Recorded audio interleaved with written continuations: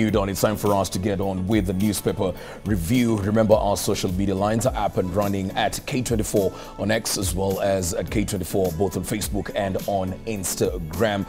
Having a look at our dailies right here, we begin with the People Dailies. Remember, you can grab your soft copy of the People Dailies on our website www.pd.co.ke.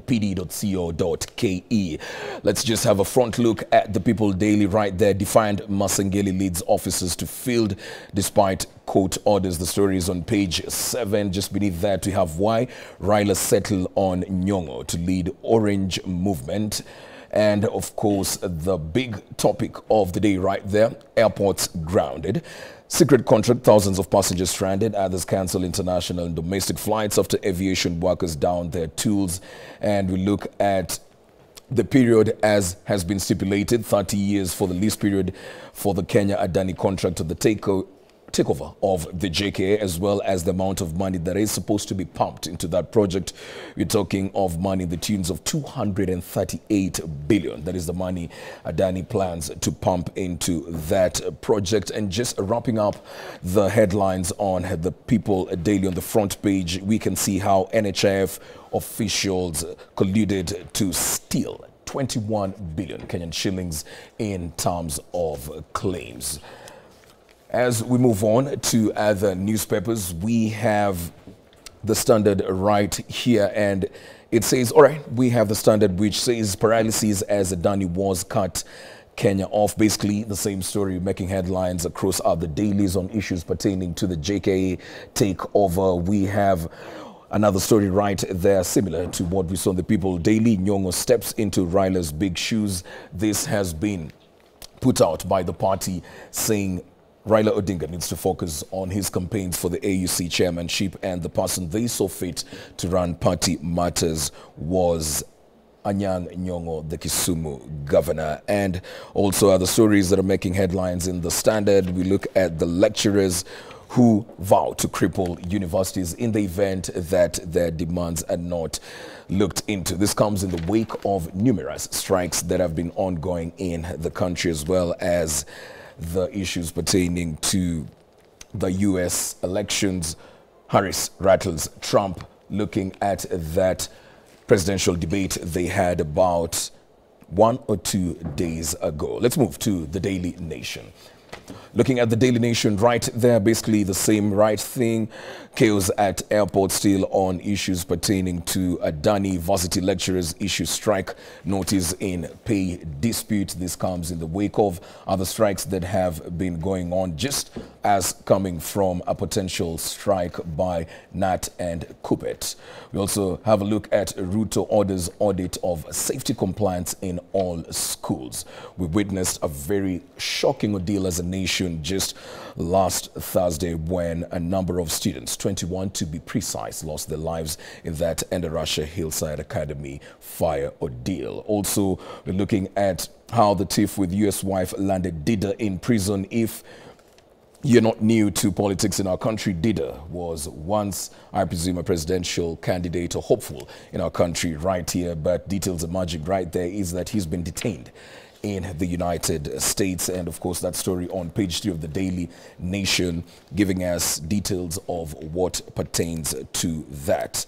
And we've looked at those particular papers. Maybe just if I would engage my guests right here and begin with you, Ruth. Thank you for making time for us. But even before Ruth takes this, let me just quickly introduce my guest for this morning. Ruth Kinyanjui is an economist. We also have Professor Fred Ogola, who's an economic and governance expert, as well as Honorable James Gakuye, who's the legislator for Mbakasi North and doubles up as the chair of the Trade Committee in the National Assembly. Ruth, looking at that People Daily highlight right there, Defiant Masengeli leads officers to field despite court orders. We're looking at somebody who's been summoned by the court, and he's not necessarily showed up for over 6 summons, and he was expected to show up in court, and the judgment will be released tomorrow pertaining to the fact that he's not shown up in court. What are we looking at in terms of this particular public officer not necessarily abiding by the court rules and choosing to go about with his business like nothing happened?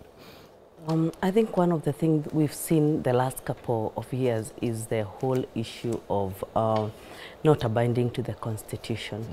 And I just feel like we are abandoning the Constitution, and like there are people who are not bound by it, and you can decide to just like abandon to the rule of law. And I think the lawlessness, the whole issue of not abiding to what is supposed to guide this country is what is taking this country to more problems than not. The fact that somebody can be called to or can be summoned many times shows that they are not operating on themselves, as this country shows that maybe they are operating on there's something, or there's more force that is really supporting them. So it's not only for him, but it's, I think, even on other matters that that we have seen that bring a lot of impunity, especially or I can say they show the mwananchi that, you know, we really don't care. So let's see whether he will be up to the summon this time. But I think it's really something that should be taken into with a lot of seriousness, the fact that we are not abiding to the Constitution. We are not abiding to the law. Are we becoming a lawlessness country? What are we becoming as a country? And that is what is putting this country to a lot of problem going forward, and a lot of economic turmoils that we have seen previously. Just the fact that even Mwananchi has felt like, you people don't abide to the law, we can also cause lawlessness.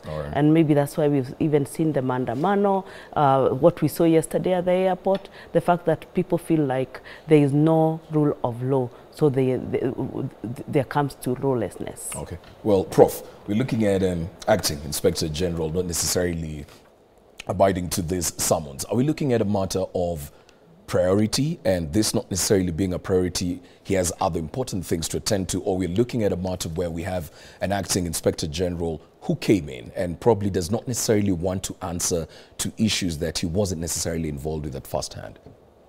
Yeah, first of all, I have to disclose that you must have seen me in court. So I was in court there with RSK, supporting the petition, so I have a lot of details about what is ongoing. The case that was being called is whole habeas corpus, which is he was supposed to come and explain whereabouts of the Kitegela 3. Of course, the argument was just like, for example, I was in Lamu, I'm going to look at the northern eastern, so there were excuses. Of course, the argument we had was that if at all this was very important, you could send your assistant, because he was able to send the deputy IG to court, but why not send the deputy IG to those areas and come to answer to what is really important, because that was actually about keeping the law, because I'm sure there was no threat of breaking the law in Lamu. So his assistant could represent him. Then, of course, they were arguing that his assistant could also effectively answer those questions. But you see, when it is about now the issue where we talk about contempt of court, contempt of court is what is called a criminal activity. So you cannot delegate it to your assistant. If I have a criminal issue, I cannot tell you my assistant can equally answer or represent me, because this criminal must be individual and must be to me. I must have individual responsibility. So I'm happy that the High Court actually declared that he was guilty of contempt of court. And on Friday, the sentencing will take place, because actually I saw that his defense team was trying to say that they should be stay in orders, and we asked. The stay in order, there was nothing to stay in order, because he has not been sentenced, just like he has been found guilty of this contempt of court. But now to the substance of the question. First of all, let me state that the Masengeli is not the issue. I've seen people trying to impeach Nakumicha. You saw those things, I said that's not the issue. The issue is that at State House, right from State House, we're having people who are not obeying the law. So if the appointing authority does not want to abide by the law, then even the appointees will start. Remember, the issue of impunity, for example, Ruth, it falls like with the force of gravity. If your boss does not want to comply, why are you obliged to? And who is keeping him in office?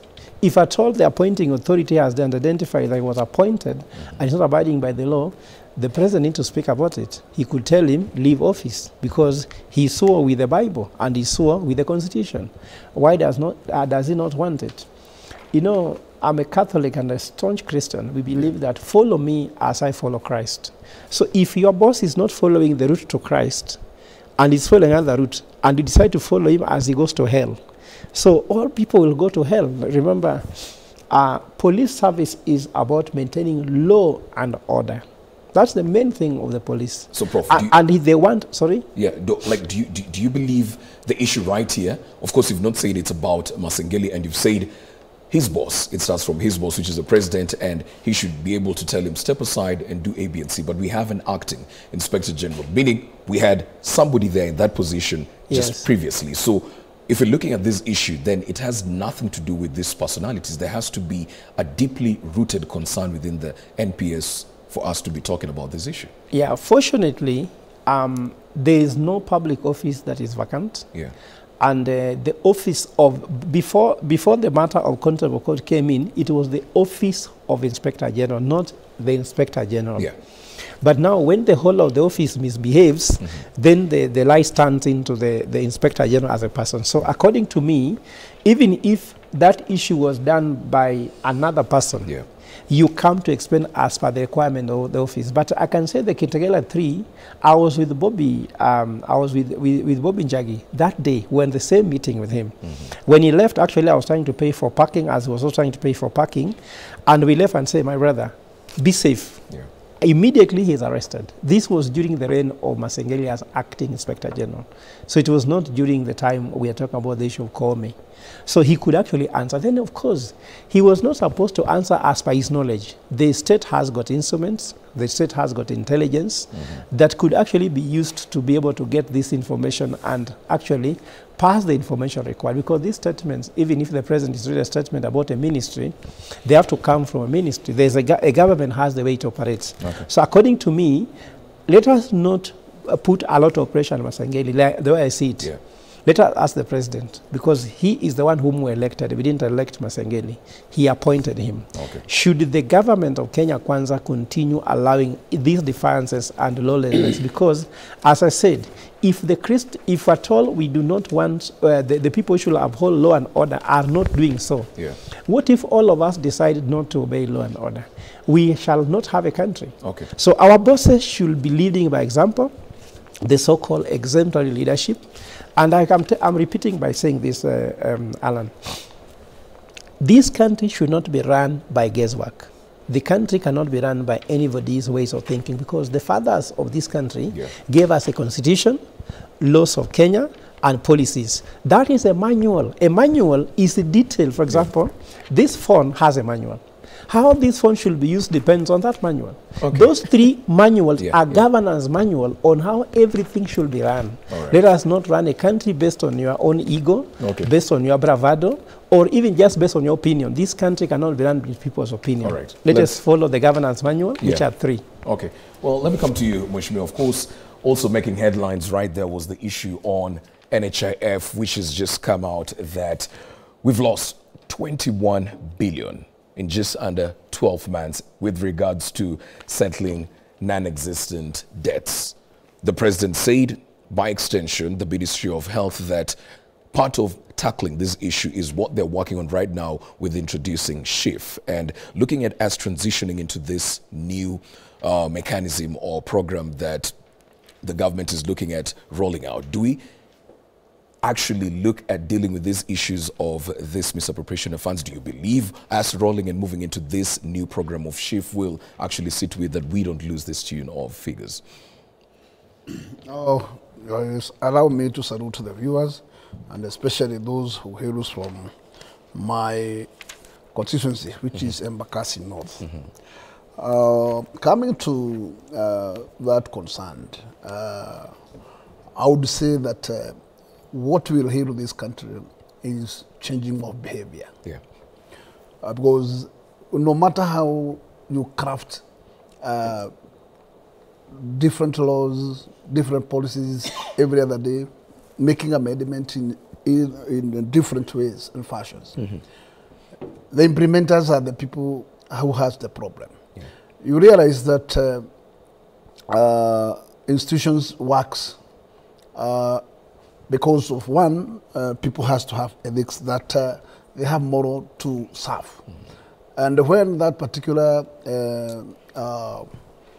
urge to serve is no longer there, that whenever you walk up and get to your workstation, what you are thought, your mind is clicking to is just how you can sniff out anything that you come across. Then we have a lost nation. I think Kenyans should, at this point in time, despite that, in fact, corruption has grown to a very high level. I still believe that we can still at this time turn to the universe and ask ourselves, what is this that we have allowed our country to be eaten over with? How can we deal with these fights? Because I can tell you, one, these egos like this one of not the law implementers, like now what is happening with the acting IG, failing to respect the law.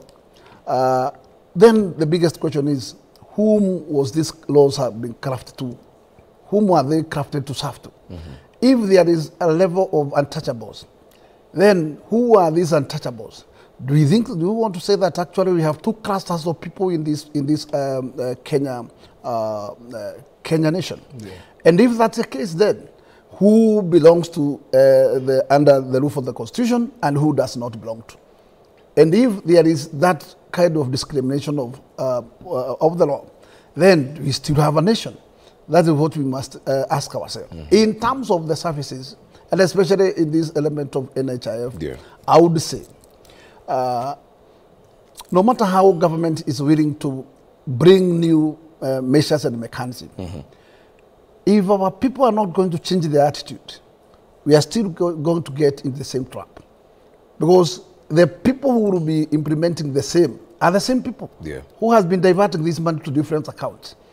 I think it's a matter that we should look on a broad-based way and first heal, because we still have this element of these people who have been spawning this money out. Are they the same people who come to implement even the new one? And if it is the case, how sure are we that the same team will change their character to serve the country and the insurance cover on a different way? So we have a problem, and that problem, I think, it's a problem that it is eating the whole sectors of the growth of this country. Yes, and that unless something is done, and it has to start from the top. It's not have to start from the down. It has to click from the top, because we must not allow few people to be ignorant of the law, to be spawning out money without questions. And also then we want to say that they are the people that actually should be victimized or punished when others have what we call a free check. Okay. Well, Ruth, on that issue of NHIF, one of the stipulations and guidelines given when rolling out SHIF was the fact that the current NHIF staff would be relooked into. Not everybody would be let go of, and basically most of them would retain their positions. And one would argue that that is like taking 20 steps forward and taking 2 back. Now, looking at these figures, the money that was channeled into the accounts and the billions that were lost, they were drawn from civil servant schemes. 2.9 billion Eduafia, 4.1 billion from another county, 525 million from parastatals, 780 million from retirees, and Bidamaba losing 2.3 billion. So these were those particular schemes where the money was lost.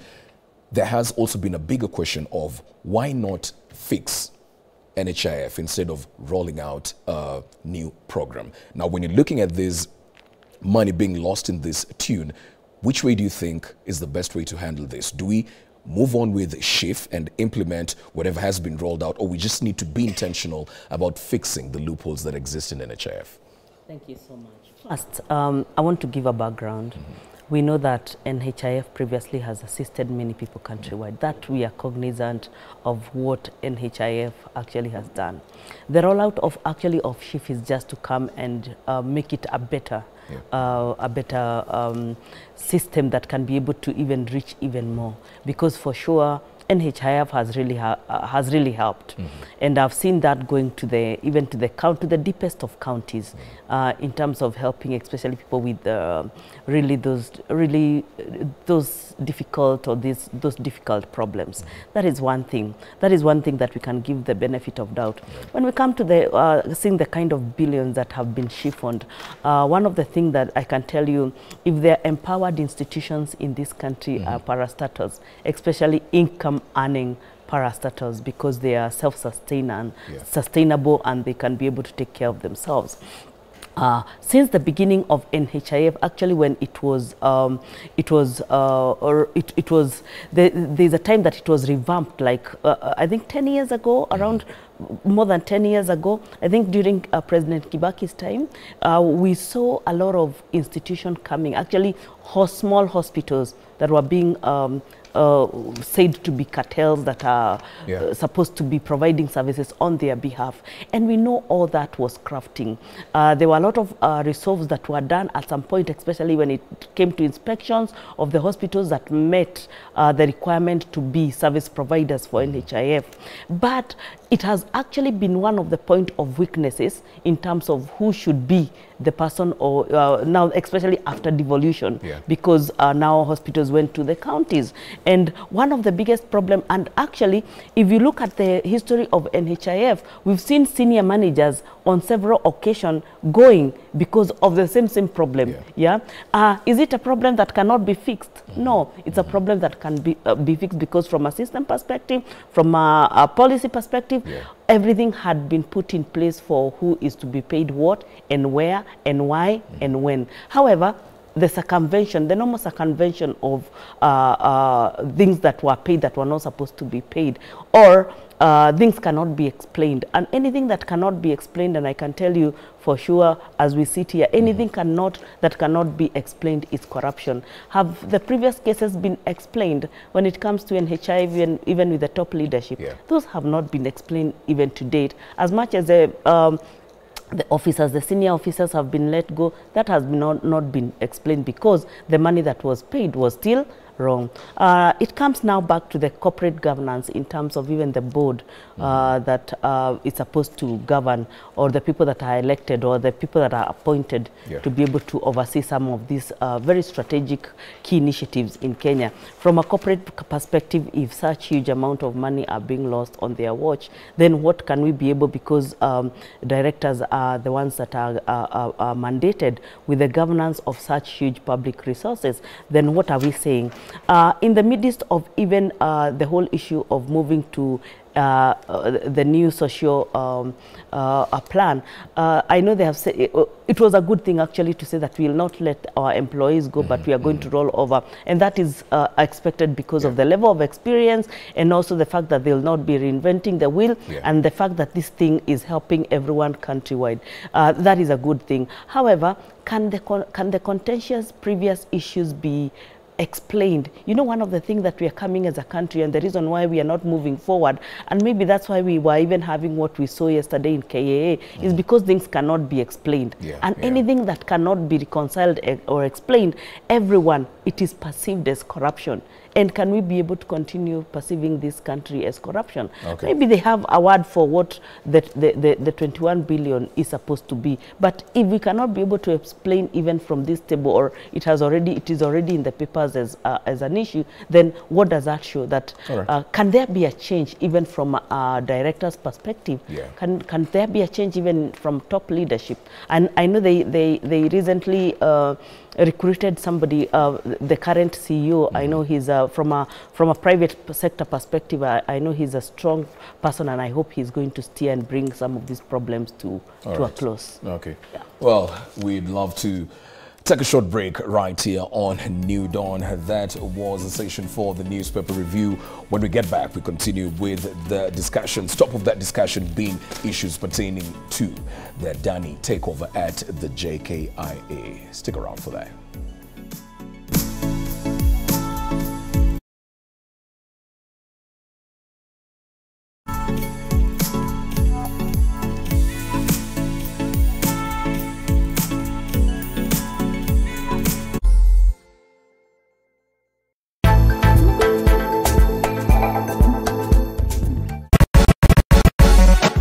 Saturday, there's only one entertainment show in East and Central Africa. Arena 254.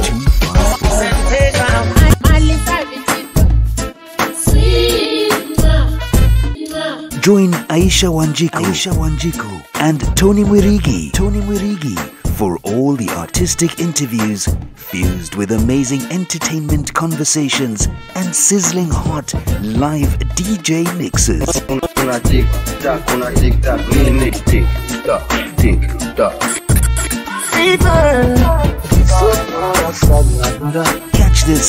Catch this and so much more every Saturday from 10 p.m.